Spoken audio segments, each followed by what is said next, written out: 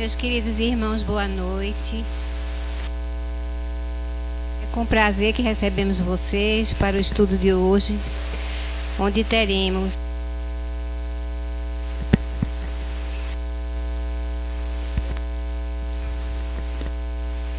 a nossa irmã Cláudia Castro, da Casa do Caminho, localizada na Boa Vista. Cláudia vai nos falar hoje sobre as perguntas 1003 a 1008, que trata da duração das penas futuras. Eu quero lembrar que a gente deve desligar os celulares, né? E nos colocar então em sintonia com nossos amorosos irmãos espirituais que aqui estão nos ajudando nessa parceria amorosa, nessas vibrações fraternais que já recebemos, e que possamos então agradecer ao Jesus querido, nosso amigo, ao Dr. Bezerra, o nosso mestre, nosso mentor, para que decorra então o nosso estudo e que as nossas consciências cada vez estejam mais libertas. Que a paz e a harmonia de Jesus estejam conosco. E agora eu passo para a Cláudia a palavra. Bem, boa noite a todos. Eu agradeço mais uma vez a oportunidade de estar aqui na Casa dos Humildes, que sempre nos acolhe com muita harmonia, com acolhimento bastante caloroso. Eu trago um abraço da nossa casinha verde, como o Bruno sempre fala, com muito carinho lá nas postagens dele. E nós hoje tivemos o desafio de falar sobre o Livro dos Espíritos em relação às penas, à duração das penas futuras. Na verdade, quando a gente estuda a doutrina espírita, algumas questões precisam ficar bastante claras para que a gente possa entender essa questão das penas e essa questão dessa durabilidade. Se formos nos perceber como espíritos milenares de milhões de anos, desde a nossa forma mais simples e ignorante quando nós fomos criados, a estarmos hoje no reino nominal, iremos perceber que tivemos outras vidas nas quais muitas vezes essa penalidade, essa duração dessas penas era imputada com uma culpa máxima, nas quais estaríamos derrocados a possibilidades. Se já fôssemos pessoas adultas e batizadas e tivéssemos cometido erros, iríamos estar no inferno. E nesse inferno eternamente, num lugar circunscrito de muita dor e de muito sofrimento.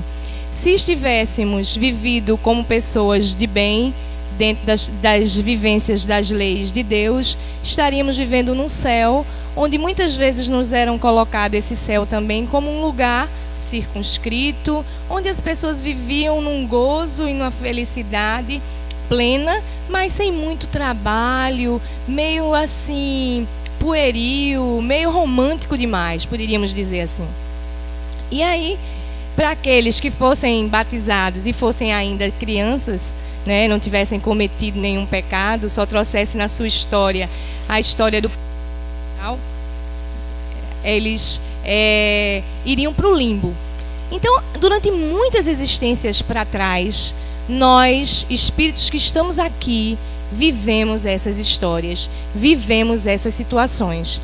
É possível até que algumas pessoas não tenham nascido na doutrina espírita e, por certo, terem sido batizados e precisava ser batizado para não ser pagão, para não se ir para o inferno e coisas do tipo.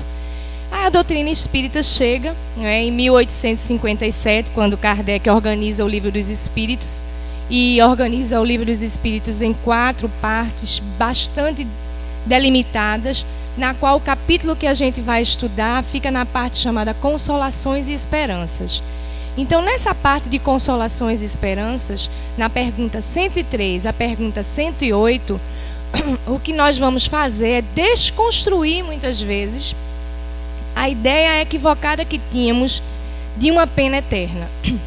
Não é? Na verdade, se a gente acredita num Deus amoroso e justo, esse Deus amoroso e justo não poderá nos colocar num lugar para sofrimentos eternos, e essas penas futuras elas não poderão ser eternas. Não apenas por uma questão de terminologia, porque poderia ser simplesmente uma troca, né, de nomes para as mesmas coisas. Quando a gente estuda a obra de André Luiz, a gente vai se adaptar a novos nomes trazidos por esse grande repórter que também é médico, não é, no plano espiritual.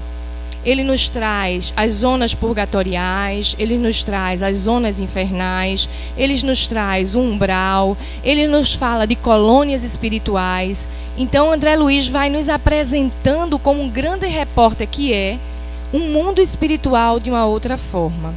Então, o que é que tudo isso tem a ver com a duração das penas eternas nas quais nós iremos falar? Primeiro, essa duração dessa pena, ela é eterna? Não. Ela não é eterna, porque se fosse eterna, Deus não seria nem bom e nem justo. Mas essa pena, essa penalidade que agora nós como espíritas vamos ver como uma infração à lei de Deus, ela vai trazer resultados e consequências para as nossas vidas presentes e futuras. Presente e futura como encarnado ou como desencarnado.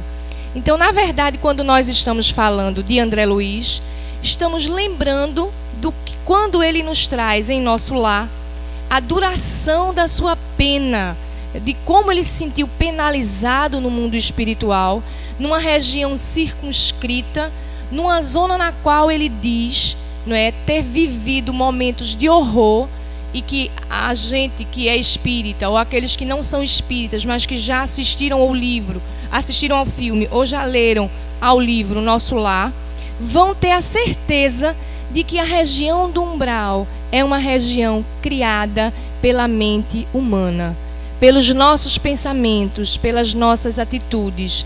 É uma região que fica muito próxima à crosta terrestre, na qual lá muitos espíritos nesse momento estão lá imaginando que estão vivendo penas eternas, imaginando que estão vivendo situações das quais não irão se libertar. André Luiz nos traz, quando ele fala da duração da sua pena, relatando no livro, que ele passou lá 8 longos anos. Mas nós sabemos que o tempo no plano espiritual difere do tempo do plano material. Então, quando a gente vai estudando a doutrina dos espíritos, a gente precisa ir entendendo, primeiro, o que é essa duração, segundo, o que é essa penalidade, terceiro, que tudo aquilo que a gente vai viver está de acordo com aquilo que a gente constrói na nossa vida presente. Se na nossa vida presente nós vamos vivendo de maneira tal que nos comportemos de acordo com as leis de Deus, vivendo e vibrando, tentando ser cada dia melhor, ao deixarmos essa veste mais densa lá no sepulcro, iremos para o plano espiritual conviver, viver e ter experiências do mesmo porte às quais estamos aqui muitas vezes tentando vivenciar. Se a gente viveu no mundo material, ligado às questões muito densas, as nossas vivências no plano espiritual também se densificarão. Serão duras, serão de acordo com as suas obras. Está no Evangelho de Mateus. Ele diz que a cada um segundo suas obras. E isso vai exatamente fazer parte com que o espírito de São Luís, que foi durante muito tempo o orientador de Kardec, junto com o espírito de verdade e outros espíritos dentro da doutrina, a organizar e ajudar Kardec a organizar a codificação. Ele nos diz algumas coisas e das quais eu gostaria só que a gente pudesse se situar com a leitura de uma pergunta. Porque para todos nós que estamos aqui, que somos espíritas, possivelmente não vai ter problema. Mas nós não estamos sozinhos. E nós não estamos falando apenas para uma plateia de espíritas, de espíritos espíritas. Nós estamos falando também para a plateia de espíritos obsessores, de irmãos ignorantes do amor, que muitas vezes nos perseguem e que nos imputam, porque viveram nas vidas passadas junto conosco situações, provas que possam ampliar, situações que possam ampliar as nossas dores, que possam ampliar as nossas dores ainda aqui no plano quando estamos encarnados. Então me permitam somente começar pela pergunta 103, a leitura é simples. A duração dos sofrimentos para um culpado numa vida futura é sem regras ou segue uma lei? Os espíritos respondem: Deus não age por capricho e tudo no universo é regido por leis que revelam sua sabedoria e bondade. Então, quando a gente estuda também a doutrina espírita e a gente percebe esse Deus não mais como um Deus vingativo, mas entende esse Deus como um Deus de amor, de justiça, de bondade, que nos permite e nos permitiu, através de Jesus, nos mostrar, através da Boa Nova, palavras de transformação na nossa vida. E através de Kardec, pela codificação do Consolador Prometido, entender muito mais de quem somos, de como somos, de para onde iremos, de onde viemos. Então, muitas vezes, as nossas culpas que nos algemam, ainda enquanto estamos encarnados, há espíritos nas quais somos devedores para com eles, mas principalmente devedores para com a harmonia no universo. Eles nos permitem a convivência. Então, a duração dessa penalidade, a duração dessa algema, a duração dessa vivência, muitas vezes ainda aqui e agora, dependerá única e exclusivamente de nós querermos modificar a nossa vida, de nós querermos modificar, higienizando os nossos pensamentos com novas atitudes. Quando Kardec diz que se reconhece o verdadeiro espírita pela sua transformação moral, quando os espíritos superiores nos dizem, através do Livro dos Espíritos, que o que nos falta é uma vontade firme, isso é uma realidade. Nós que aqui estamos sabemos que essa lei que ele nos fala, e essa lei que muitas vezes nos sinaliza as nossas culpas, nos aprisionando a essas penas, está escrita na nossa consciência. Porque também está no Livro dos Espíritos, onde está escrita essa lei, a qual nós somos infratores. Se nós somos filhos de Deus, já estamos no reino nominal, essa lei, ela está inscrita na nossa consciência. Todos nós sabemos quando fazemos alguma coisa, e essa coisa que a gente faz, muitas vezes aparentemente sozinho, porque os espíritos eles pululam ao nosso redor. Aqui estão cheios de espíritos, todas essas cadeiras estão amplamente ocupadas, o plano espiritual amplamente divulgando essas questões para os nossos irmãos. Então nós precisamos entender que essa culpa que nós muitas vezes carregamos pelas infrações que fazemos, seja pelo adultério, seja pela vingança, seja pela morbidez, seja pela preguiça, seja pela calúnia, seja pelo que for, que seja um ato de infração contra a lei de amor e de caridade, ele tem um fim. E ele tem um fim e uma finalidade. A finalidade muitas vezes é através dessa dor, para que a gente se regule novamente, esse anjo dor que Deus nos permite conviver conosco, esse despertar das nossas consciências. E a finalidade maior é nos conduzir através do arrependimento, através da reparação, a uma transformação. Essa transformação, ela não precisa se dar somente quando estivermos desencarnados. Como eu disse no começo da minha fala, ao deixarmos essa veste, eu, Espírito Cláudia, seguirei com as mesmas vontades, os mesmos gostos, os mesmos vícios, as mesmas manias. Então nós não estaremos melhores somente porque estamos no plano material, saímos do plano material para o plano espiritual. Então, que culpa é essa que a gente carrega muitas vezes e que a gente não fez nada nessa vida e que a gente está aprisionado a ela? E que os espíritos chegam nas mesas mediúnicas em um sofrimento atroz. São essas infrações à lei de Deus. Mas Joana de Ângeles, um espírito ao qual eu gosto muito de estudar, e eu acredito que todos vocês aqui estudam, o Bruno também oferece esse estudo aqui para vocês, ela nos fala no livro Conflitos Existenciais sobre a psicologia da culpa. E ela também fala nesse livro, que eu recomendo a todos, Libertação do Sofrimento, sobre como nós podemos modificar os nossos pensamentos. Então essa culpa que foi construída historicamente como um cilício e um martírio muitas vezes na nossa vida, nós nos sentimos culpados e por isso muitas vezes levamos um peso muito grande. Fazíamos em outras vidas promessas e trocas, comprávamos pedacinhos do céu porque tínhamos certezas que não iríamos para ele diretamente. Nós precisamos, como espíritos conscientes, nessa consciência crística que é despertada pelo Consolador prometido, entender e sair do foco da culpa e passar para o foco da responsabilidade. Joana nos chama e nos convida a isso, a deixarmos o foco do coitadismo e da culpa, engessados numa energia densa que nos fará sofrer aqui e pós-mortem, num corpo mais leve, mais com as mesmas características, que nós deixemos de ser culpados e passemos a ser pessoas responsáveis. Então, na pergunta 104, que São Luís nos responde a Kardec, faz a seguinte pergunta: o que determina a duração dos sofrimentos para um culpado? Antes mesmo da gente ouvir ou da gente refletir sobre a resposta de São Luís, o que nos faz sentirmos culpados? O que nos aprisiona a essa duração que muitas vezes é tão atroz, nos faz viver transtornos psicóticos, transtornos psicológicos, transtornos de personalidade, transtornos que imputam em nós síndromes e muitas vezes uma convivência dolorosa com as pessoas às quais amamos.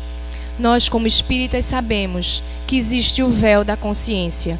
Por isso estamos aqui, que graças a Deus, se cometemos alguma maldade, infringimos alguma lei de Deus com relação a esse código penal divino, se nós estivermos aqui como infratores um diante dos outros, graças a Deus, o véu do esquecimento nos permite olhar uns para os outros apenas como irmãos. Bem verdade que fluidicamente uns são mais simpáticos a nós, outros mais antipáticos a nós. É a fluidez do nosso perispírito em expansão, em contato com o campo energético dos nossos irmãos, que pelas histórias do passado nos dizem se nós estamos com afinidade naquele caminho ou com desafetos naquele caminho. E a duração dessa pena, ela vai depender também de como nós vamos encarar a vida daqui para frente. Vamos dar uma olhada na resposta de São Luís, que é uma resposta extremamente inteligente, e tentá-la trazer nesse paralelo do nosso viver cristão e viver espírita para a nossa transformação. Porque não basta dizer que é espírita, não basta frequentar reunião mediúnica e nem fazer campanha do quilo para se ser espírita. Muitas vezes a gente entra no movimento espírita, mas o espiritismo não nos transformou por dentro. Às vezes, dentro da casa espírita, nós somos pessoas leves, nós somos pessoas cordiais, nós somos pessoas cordatas. Nós facilitamos a vida dos nossos irmãos. Por vezes não agimos assim. Basta que alguma pessoa pise no nosso calo e lá vem aquele homem velho com todas as suas viciações, não é? O fariseu antigo, um sepulcro caiado, branqueado por fora, cheio de podridão por dentro, para apontar os defeitos alheios. Quem não encontra pessoas assim nas casas espíritas? Nós precisamos orar por essas pessoas, porque essas pessoas que estão conosco a caminho, elas estão nos sinalizando que nós somos devedores com eles juntos. Então a duração das nossas penas e a duração daquilo que a gente precisa equilibrar é pacote coletivo. E esse pacote coletivo pode ser o pacote coletivo da nossa família biológica, o pacote coletivo da nossa família espiritual, que se adensa e que se amplia no fator trabalho, centro espírita, clube que nós frequentamos, curso que nós fazemos. Aí o que é que o nosso irmão São Luís nos diz em relação a esses sofrimentos? O tempo necessário para seu melhoramento. Tem mais na resposta. Mas se nós nos encontramos nesse sofrimento no presente, vamos continuar nesse sofrimento no futuro, porque a gente já falou aqui que nada muda com a morte, continuaremos as mesmas pessoas. Então, esse sofrimento perdurará por nós o tempo que for necessário para o nosso melhoramento. E ele ainda esclarece mais: a condição de sofrimento ou felicidade, sendo proporcional ao grau de depuração do espírito, faz com que a duração e a natureza dos seus sofrimentos dependam do tempo para se melhorar. À medida que progride e os seus sentimentos se depuram, seus sofrimentos diminuem e mudam de natureza. Então nós precisamos entender muitas vezes que aquilo que nos faz sofrer muitas vezes é aquilo que nos trará a reparação, o melhoramento. Mas aí é preciso que a gente entenda que esse sofrimento, ele precisa ser um sofrimento com resignação. E resignação não tem nada a ver com acomodação. Resignação é uma força interior que deve nos mover para o bem, fazendo-nos reflexionar sobre todas as coisas que nós precisamos fazer. Enquanto encarnados, a pergunta 919 do Livro dos Espíritos é um grande conselheiro: o conhece-te a ti mesmo. Depois de desencarnado, nós precisamos continuar a fazer as nossas reflexões. Nós precisamos continuar a pensar o que vamos viver no outro lado. E aí, para surpresa nossa, só para que a gente possa exemplificar um pouquinho, no livro Nosso Lar, o nosso querido André Luiz, ele encontra-se num umbral. O seu despertar no plano espiritual é no umbral. Até então ele nunca ouvera falar nessa palavra, e ele se depara com espíritos a chamá-lo de suicida. E ele fica muito indignado, porque ele diz: não sou suicida, eu tentei viver até o final, com aqueles curativos dolorosos, inclusive na região do meu intestino. Porque no filme parece que ele desencarna lá na hora do filme, mas se a gente for para o livro, a gente vai ver que ele diz lá que fazia curativos no intestino. Então, se fazia curativos no intestino, ainda poderia estar, né, não exatamente na mesa cirúrgica. Então, quando a gente pensa nisso, e ele diz que respirava a longos haustos, bebia aquela água que era uma lama fétida, e ele passou 8 anos aí. Mais adiante, ele vai sair desse lugar pela intercessão da sua mãe, a qual, claro, os espíritos superiores muitas vezes têm pudor de dizer o seu nome, até porque se ficasse conhecido o nome da sua mãe, né, poderia-se facilmente chegar a saber quem é o médico André Luiz, já que ele foi uma pessoa da sociedade carioca do século passado. A gente percebe que ela aparece mostrando a intercessão para que essa duração dessa pena do seu filho se abrande. Então, está dito também por esse grande irmão, pela vivência dele relatada, que é muito importante nós orarmos por aqueles que desencarnam e que nós sabemos que tiveram uma vida desregrada. É muito importante que nós possamos fazer preces pelos nossos familiares que utilizaram mal do livre-arbítrio com fumo, com bebidas, com alimentos, com um encurtamento da sua vida, porque eles chegarão no plano espiritual como suicidas. E a duração dessas penas, nós como espíritas devemos estar despertos para interceder. Não precisa estar no plano espiritual para que essa intercessão seja feita. E mais interessante ainda é que André Luiz diz que teve orientação, teve uma vida fácil, teve uma situação em que a mãe dele favoreceu muitos ensinamentos, mas ele não queria. E aí, em conversa com a mãe, ele vai descobrir que o seu pai, o senhor Laerte, está numa zona infernal, numa zona purgatorial muito mais intensa. A duração da pena do pai dele já está lá há mais de 12 anos. E a mãe intercedendo por ambos. Então é possível que nas nossas famílias, eu creio que toda família tem algum espírito que nasce de uma maneira diferenciada espiritualmente.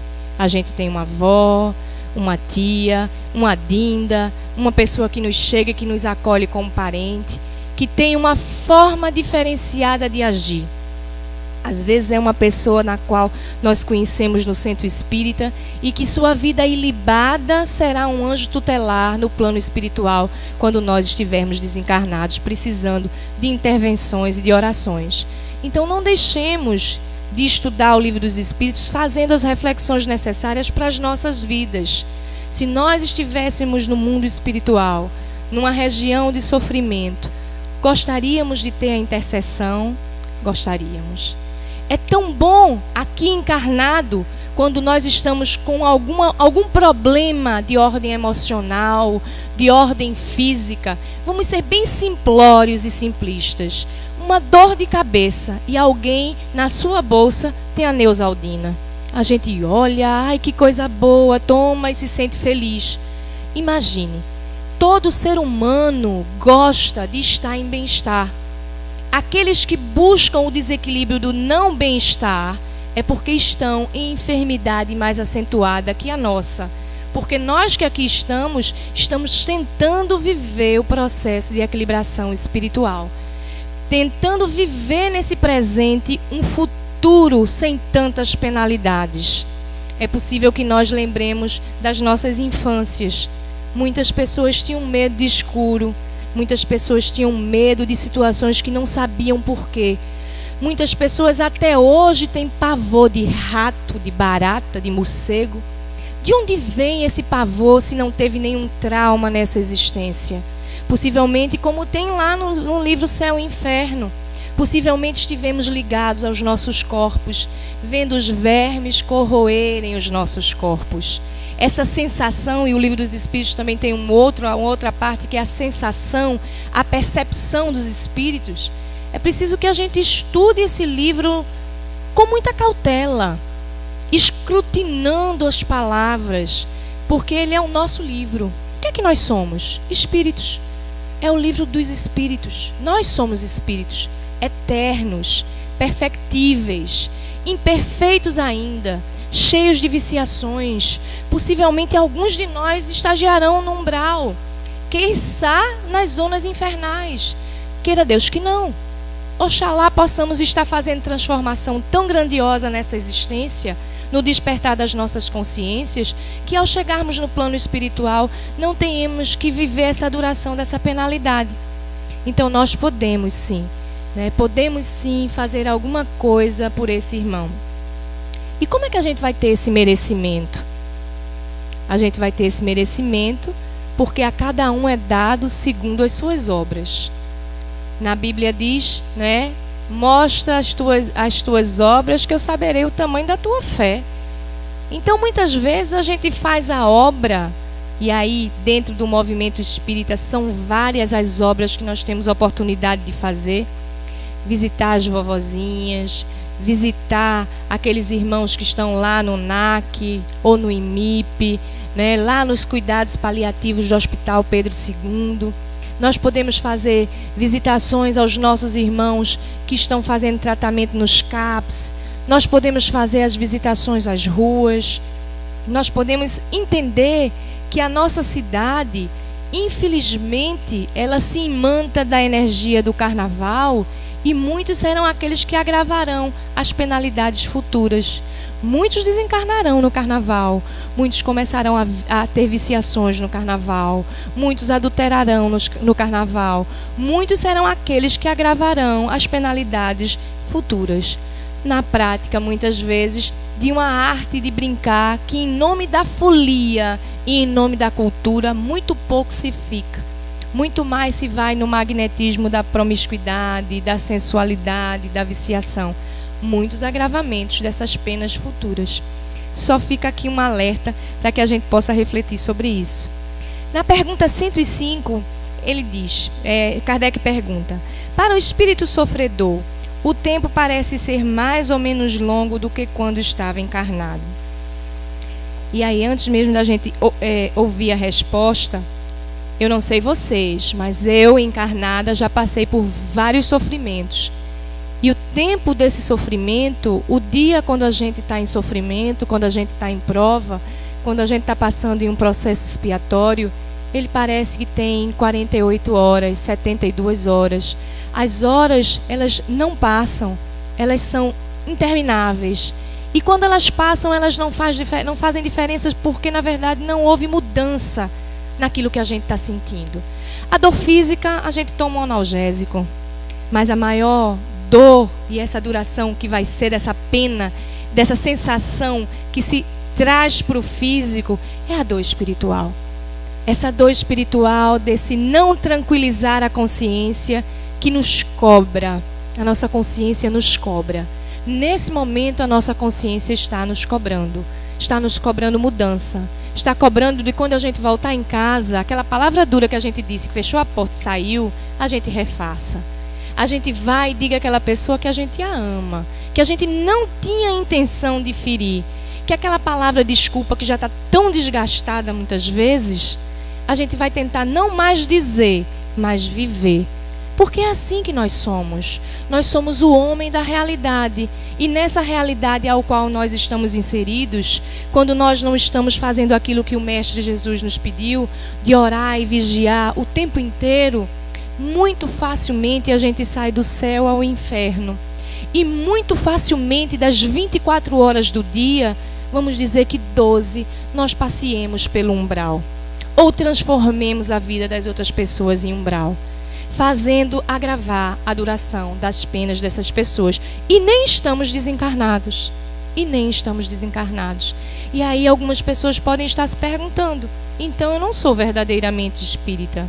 Se você hoje sai daqui com a verdadeira forma, pensamento de se transformar, fazendo uma reflexão daquilo que você faz, saindo da posição de coitadinho e assumindo a responsabilidade de mudança, você verdadeiramente é espírita. Não só é cristão, como é espírita. Porque a gente deve fazer ao outro aquilo que a gente gostaria que receber. Então, não deixe para desencarnar, para poder estar arrependido, como o nosso irmão André Luiz, das coisas que fez.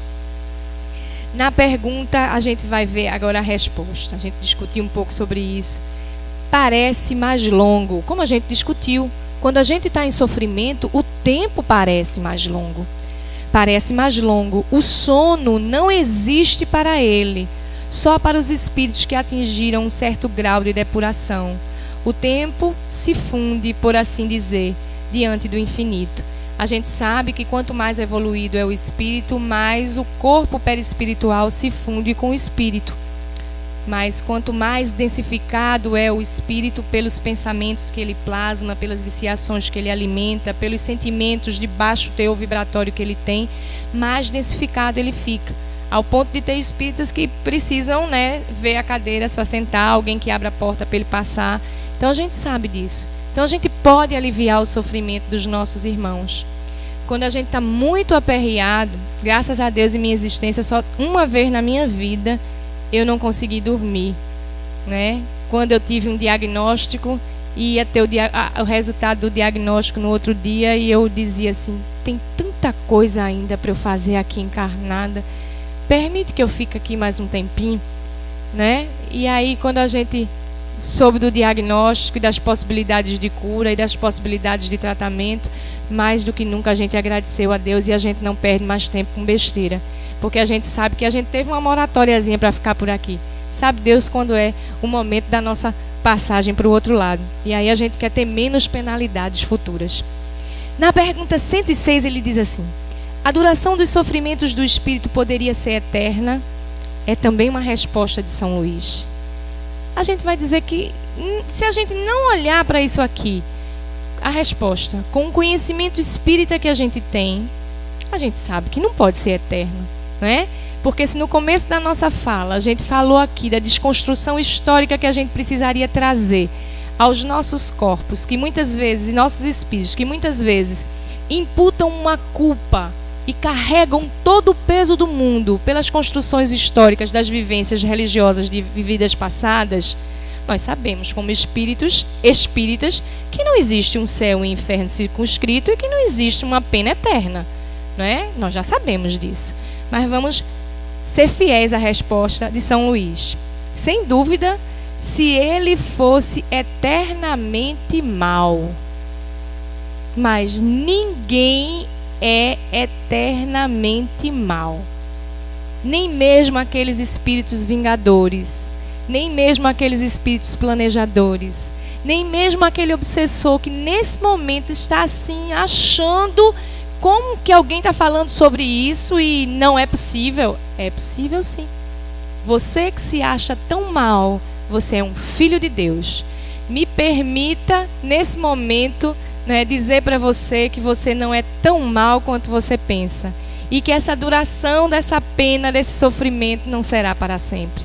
E aí São Luís continua dizendo assim: isto é, se nunca se melhorasse, nem se arrependesse, sofreria eternamente. Mas Deus não criou seres para serem voltados perpetuamente ao mal.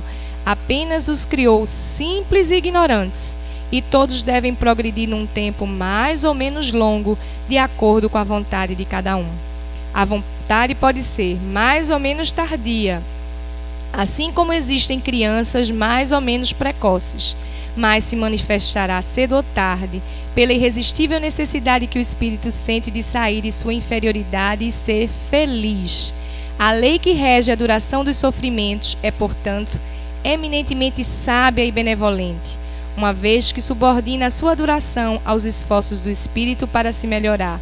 Nunca interfere no seu livre-arbítrio. Se faz mau uso dele, sofre as consequências. Essa pergunta só daria para se fazer um seminário sobre ela. Quantas coisas importantes a refletir. Seres no reino nominal, todos nós portadores de livre-arbítrio. Absolutamente nenhum espírito, por mais inteligente que seja, por mais superior a nós e por mais inferior a nós que seja, interferirá no nosso livre-arbítrio. Ele irá nos insuflar a isso, mas a decisão, ela é nossa. Aí aquelas pessoas que estão no processo de subjugação permitiram que o processo de subjugação se desse por uma simbiose energética e espiritual de tamanha possibilidade que um e outro, comungam dos mesmos ideais. Não pode haver um devedor sem que haja débito. Não pode haver um cobrador sem que haja algo a ser cobrado. Quando nós hospedamos essa energia densa conosco e alimentamos isso, vai haver uma simbiose fluídica. Então, nós somos portadores de livre-arbítrio. A partir de hoje, a partir de agora, nesse momento, podemos fazer transformação. Podemos fazer transformação nisso que a orientação do plano espiritual nos traz. No livro Os Mensageiros, também não sei se vocês leram esse livro, se não leram, recomendo que leiam. É um livro pela psicografia de Chico, também um livro de André Luiz, o segundo da ordem é escrito por André Luiz. Esse livro é fantástico. Todo médium trabalhador tem a obrigação, de estudar alguns livros de André Luiz. Eu digo que Mensageiros é o primeiro. Depois Missionários da Luz, Nos Domínios da Mediunidade, Mecanismos da Mediunidade e Evolução em Dois Mundos. Esses livros são obrigatórios para todos os médiuns trabalhadores de casa espírita serem estudados. Nos Mensageiros é um livro mais fácil de ler, porque os outros vão adensando em entendimento, inclusive para André Luiz enquanto espírito. Existem várias histórias nesse livro que são fantásticas. E uma delas é a de Ismália e Alfredo. Não sei se vocês leram, mas eu vou assim, bem rapidamente reportar essa história para a gente entender o que a gente está falando. No mundo espiritual, André Luiz está com Aniceto, que é o orientador espiritual dele nesse livro, e vai fazer uma visita a uma colônia espiritual, nem uma colônia, um posto espiritual, no qual Alfredo é a pessoa que é responsável por aquilo ali. E quando ele chega lá, ele fica super admirado, porque ele vai para uma outra colônia e ele percebe naquele lugar não só todo um mecanismo de defesa, fosso, armamento, situações desse tipo, como ele percebe também que o ar, as flores e tudo ali é muito mais bonito aos olhos dele. E ele fica extremamente impressionado e chega e vê um casal, Alfredo e Ismália, e fica feliz, diz assim, olha, quem sabe um dia, as coisas eu poderei reencontrar aquelas pessoas que me foram caras e viver com elas assim nessa situação. E uma das coisas que eu quero reportar é que Alfredo conta para André Luiz a sua história. E ele diz para ele que ele não é aquela pessoa que André imagina, porque André, você sabe, ele é muito impulsivo, Ele vai olhando as coisas logo assim de primeiro e ele é muito impulsivo, muito curioso. A curiosidade é uma coisa boa, mas ele é muito impulsivo também. Quem lembra de Nosso Lar, quando ele se atreveu lá só porque era médico a dar passe no moço, a cuidar do moço, e o moço piorou, Ele é muito impulsivo.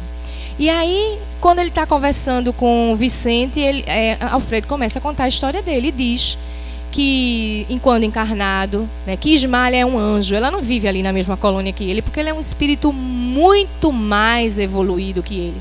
Inclusive, é muito mais evoluído que o próprio Aniceto, que é o irmão orientador de André Luiz nesse livro. Ele diz que ele foi envenenado nos seus pensamentos por um amigo que desejava a sua mulher durante anos e que assediou a sua mulher durante anos, e ela sempre de uma maneira ilibada, como eles eram sócios nos negócios. Ela nunca falou nada a respeito para ele e sempre viveu de uma maneira correta, de uma maneira cristã, de uma maneira reta, como diz Joana. E aí ele, envolvido com esse amigo que tenta assediar, esse amigo um dia cria uma armadilha. E nessa armadilha, para colocar ali, plantar uma prova como se realmente ela o adulterasse. E ele, enfurecido, né, se separa da mulher, sai tentando atirar no rapaz, enfim, para encurtar um pouco a história, e se separa dela e vai embora para Portugal. E Ismália, que era um espírito frágil, não frágil, mas sensível, adoece de tuberculose e morre. E ele, ao voltar, né, depois que ela sabe que ela morreu, volta de Portugal com os filhos.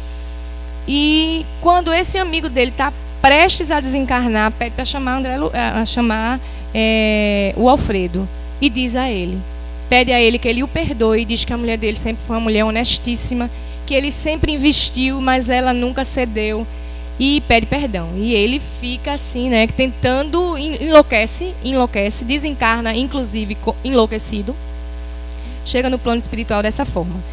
E ele toma, né, no plano espiritual, depois que ele retoma a sua lucidez, ele passa a se dedicar por espíritos que chegam no plano espiritual dementados, em sofrimento, pensando que estão fazendo a coisa certa, ou pensando ainda que estão enganando, como a gente muitas vezes engana os outros aqui encarnados, né?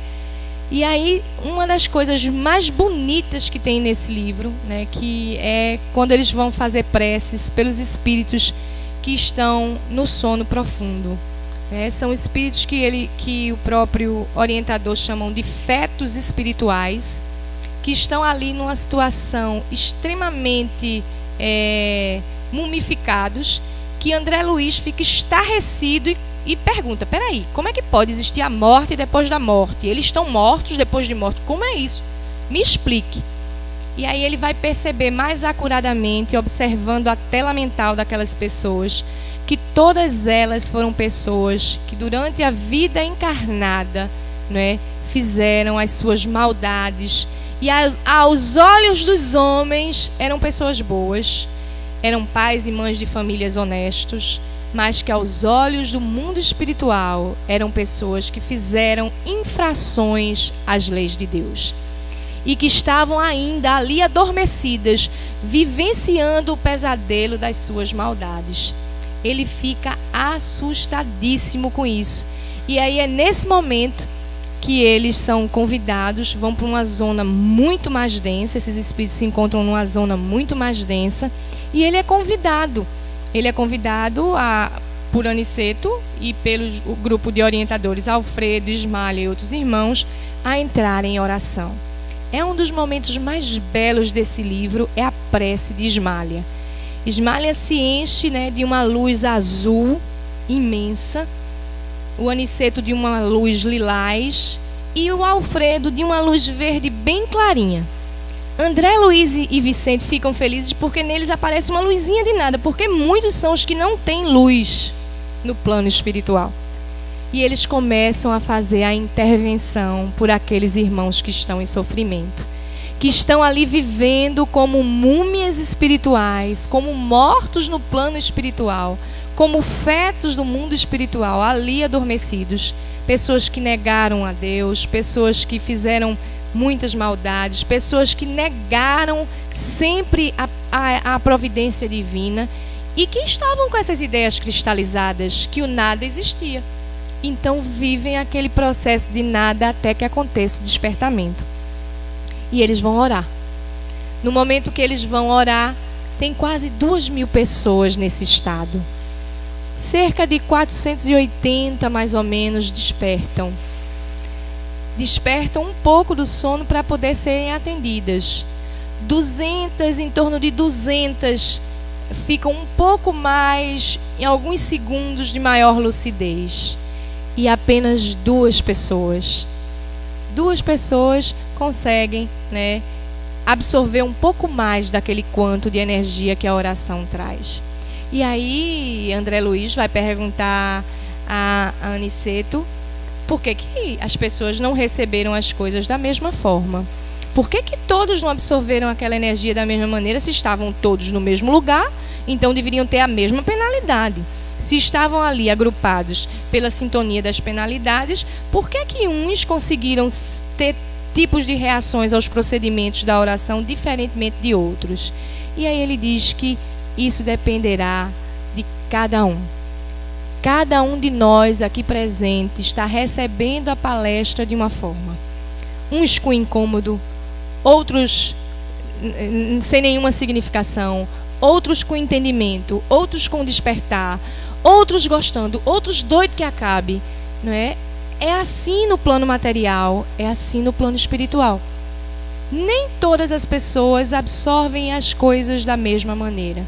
E aqueles espíritos que estavam ali pensando estarem num sono eterno ou numa penalidade muito grande que não iria ter término, eles começam a despertar. Por isso, dentre as coisas que a gente aprende quando a gente estuda o livro dos Espíritos, é a importância da prece. É o valor que a prece tem, seja na vida presente, seja na vida futura. As pessoas que oram, elas são pessoas diferenciadas. Mães que oram têm seus filhos de pé. Mulheres, donas de casa, mulheres, as pessoas que nas suas famílias são pessoas de oração, elas são a comieira da casa, como a gente costuma dizer aqui no Nordeste. Quando essas pessoas desencarnam, muitas vezes as famílias se desestruturam tanto, porque nem sempre as pessoas cultivam a prática da oração. Às vezes estão no Evangelho no Lar por obrigação, por orientação da consulta, porque precisa fazer, mas fica olhando para o relógio, não faz o preparo como deveria. No seu Evangelho no Lar não lembra de orar por essas pessoas que estão sofrendo nos hospitais, encarnados e desencarnados. Então é nosso papel enquanto espírita, no momento em que a gente estuda, a gente desperta a nossa consciência, a gente assumir a responsabilidade. Responsabilidade, não mais culpa. E aí, a pergunta 107 é a seguinte: existem espíritos que nunca se arrependem? É claro que se a gente sabe que nós seremos espíritos perfectíveis, se nós um dia seremos governadores de planeta, é óbvio que nós não teríamos uma pena eterna. Mas aí São Luís diz assim: existem aqueles em que o arrependimento é muito tardio, mas afirmar que nunca se melhorarão seria negar a lei do progresso, como afirmar a uma criança que não pode se tornar adulta. Nós somos crianças espirituais, às vezes aprendizes ainda muito rebeldes. Nós somos às vezes ainda pessoas que os espíritos benfeitores estão o tempo inteiro nos sinalizando aquilo que a gente precisa fazer para transformar pequenas coisas, e nós relutamos insistentemente em não fazê-las. Uma coisa tão simples, orientação de toda a casa espírita séria: antes de deitar e ao acordar, leia um trecho edificante de uma passagem, faça sua prece, se prepare para continuar espírito Cláudia, espírito Antônio, espírito Renata, espírito Ismael, espírito Felipe, Flávio, Ana, Maria, no plano espiritual, trabalhando. Prepare-se para estar ajudando nas colônias espirituais. Isso é possível. Não é preciso que estejamos desencarnados para que isso aconteça. Agora é preciso responsabilidade. É preciso que a gente queira. É preciso que a gente se disponha de fato a viver a doutrina espírita, não apenas como uma doutrina a mais, mas como uma doutrina que nos trouxe o Consolador prometido. Então, quando nós estamos aqui, nós temos a certeza plena que a equipe médica de Dr. Bezerra de Menezes, que ontem estava fazendo tratamento de desobsessão, com certeza trouxe vários espíritos para assistir e falar para eles que as penas não são eternas. Assistir para falar para eles que eles não são maus. Assistir para falar para eles que eles têm livre-arbítrio, que estando ao lado e fazendo mal, eles não estão fazendo nada de bem para eles, mas estão fazendo benefício para você. Se você no processo obsessivo é aquela pessoa que ora, é aquela pessoa contrita, é aquela pessoa resignada. Então, se é a cada um segundo suas obras, nós que somos cristãos e espíritas devemos estar preocupados com a obra. Devemos preocupar com o corpo que faz parte uma instituição como essa. Não sei se aqui as pessoas têm essa mesma situação, mas muitas vezes nós temos muito poucos trabalhadores para as campanhas do quilo, né? Às vezes a gente vê uma casa tão grande, né, que a gente esperaria o quê? 50 trabalhadores na campanha do quilo. Uma arrecadação são 5. Existe alguma diferença do que eu falei do sono profundo dos nossos irmãos? Não. Existem pessoas que estão dormindo, acordadas, encarnadas e dormindo. Não despertaram as consciências. Sempre deixam para amanhã o que precisam fazer ontem. Somos mumificados, estando encarnados e respirando. Cadáveres que respiram. Precisamos despertar. Se nós tivemos a boa vontade de visitarmos as nossas irmãs, se nós soubéssemos o valor de uma vovó, aqueles que já tiveram a sua avó de passagem para o plano espiritual, sabem que vó é mãe com açúcar, né? É cheirinho de bolo, é coisa gostosa. E nós às vezes temos vovós para adotar e não temos o coração aberto para amar. Nós somos endurecidos, nós vibramos numa penalidade que dá dó. Então é preciso que haja mudança. É preciso que não sejamos fetos espirituais. É preciso que sejamos aprendizes que queiramos aprender, que queiramos nos modificar. Muitas vezes nós dizemos: ah, meu filho é hiperativo. Ah, meu filho, olha, não fica quieto um instante. Por que será que seu filho não fica quieto um instante? Por que será que você teve a reencarnação de um espírito imperativo? Meu filho é uma preguiça que dá dó. Meu marido é de uma acomodação. Por que será? São esses espíritos que muitas vezes nos chegam para nos despertar sentimentos que nós muitas vezes não estamos dispostos a despertar sem que haja um contato mais vibracional, pele a pele. Sem que haja um contato mais terra a terra embaixo do mesmo teto. E aí nós despertamos. Porque seria muito maravilhoso se nós nos olhássemos fraternamente. Se nós pudéssemos perceber que nós podemos fazer preces uns pelos outros. Que nós podemos diminuir a dor do nosso irmão. Que nós podemos levar um olhar de carinho para essas vovozinhas. Um abraço. Não é? Que nós podemos acordar mais cedo, num domingo, para arrecadar alimentos. Que nós podemos fazer muitas coisas que nós estamos adiando há bastante tempo. Mas a gente não sabe se vai ter tempo de fazer. Ainda ontem, nós lemos um depoimento de uma mãe, da mãe de um amigo nosso, que ontem faria 29 anos, se estivesse conosco encarnados, mas estava no plano espiritual, recebendo o processo de intercessão. Essa pessoa foi ajudada no plano espiritual por Dr. Bezerra de Menezes, né, pela intercessão de pessoas encarnadas. E engraçado se fez que a história que a gente fala, para poder finalizar, não é uma história que está nos livros. Mas as histórias que estão nos livros, como as nossas histórias, são histórias reais. As nossas histórias podem estar servindo para contar a história para alguém. Esse nosso irmão, ele era uma pessoa muito boa, né? Um bom filho, um bom irmão, todas essas coisas que a gente sabe. E desencarnou. Muito jovem, né? As provas mais dolorosas para os pais devem ser enterrar os seus filhos. Em torno dos 27, 26 anos, essa pessoa desencarnou em um acidente. E aí, no plano espiritual, essa pessoa foi resgatada por Dr. Bezerra de Menezes, pela intercessão de muitas preces, de muitas pessoas, inclusive da namorada dessa pessoa, que era legionária da campanha do quilo. E que todas as noites pedia silenciosamente, sem dizer nada a ninguém, a Dr. Bezerra de Menezes que resgatasse. Certa feita, uma pessoa que nos conhece, conhecia o grupo, sonhou com essa pessoa no plano espiritual. Essa pessoa recentemente no plano espiritual.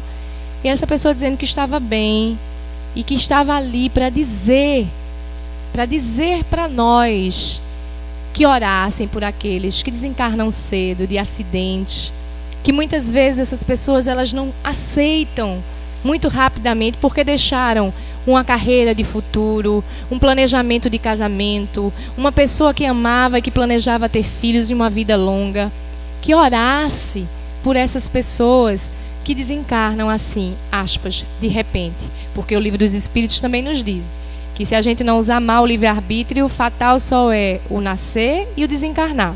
Então, sem essa coisa da fatalidade como um acidente. E por que nós estamos falando sobre isso? Quando a gente fala de duração de penas futuras.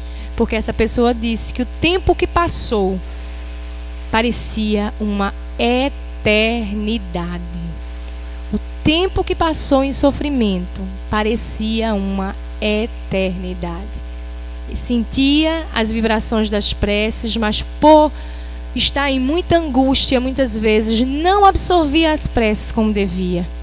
E aí só por muita intercessão, ele disse, um velhinho de barbas brancas, muito sorridente, me resgatou. Depois eu vim a saber que o nome dele era Adolfo. Mas muito tempo depois eu descobri que ele era o Dr. Bezerra de Menezes, que lá na casa ao qual a minha namorada fazia parte e que falou para mim algumas vezes, era essa pessoa que tinha me resgatado. Então, quem é legionário da campanha do Quilo, quem trabalha numa casa espírita que tem a oportunidade de ter a energia de Dr. Bezerra, tem a oportunidade de pedir que ele possa interceder por esses irmãos que estão em locais de sofrimento, que imaginam que as penas são eternas e que quando estão lá, elas são intermináveis. Lembrem de quando a gente está com dor por aqui, quando a gente está num processo de prova, num processo de expiação. Não difere. O fato é só que nós vamos estar com uma veste diferente, uma veste perispiritual. E aí a gente lembra que a prece pode fazer diferença. Lembrando de Amália, de Ismália, de Alfredo, de André Luiz, desse irmão ao qual nós falamos, dos irmãos que muitas vezes chegam nas mesas de desobsessão e que basta apenas a presença de um irmão familiar que o seu coração se abranda para a duração daquelas penas que pareciam eternas, principalmente quando é doutrinação de obsessores. Quando chega algum parente, aquela pena, aquele sofrimento, ele se desanuvia, ele se dissolve, porque a imantação do amor daquele espírito que chega é tão grande, as orações e as intervenções foram tão grandes, que aquele irmão muitas vezes se sente tocado e não deixa que a oportunidade passe. Não deixemos que a oportunidade de interceder por esses irmãos que estão no plano espiritual passe. Não deixemos de construir nessa existência, nesse momento agora, um futuro melhor. Porque será sempre a cada um segundo suas obras. Então, que nós possamos, nesse momento, agradecer. Mais uma vez eu agradeço o convite do nosso irmão Bruno, da Casa dos Humildes. Deixo para todos vocês o abraço da nossa Casa do Caminho, a Casinha Verde. Já dizendo de antemão que a nossa juventude, ela está finalizando um projeto para que nos segundos domingos elas possam estar aqui com as vovozinhas. Eles são pessoas muito engajadas, nós trabalhamos muito para que eles possam desde cedo estarem engajados nesse perfil, então que nós possamos saber disso.